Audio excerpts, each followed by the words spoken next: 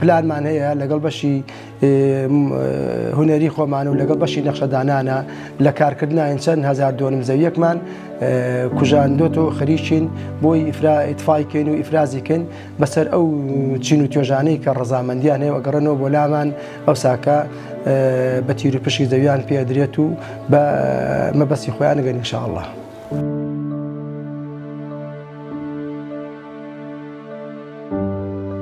ئێمە لەگەڵ بەشی هونەری و نەخشەدانانە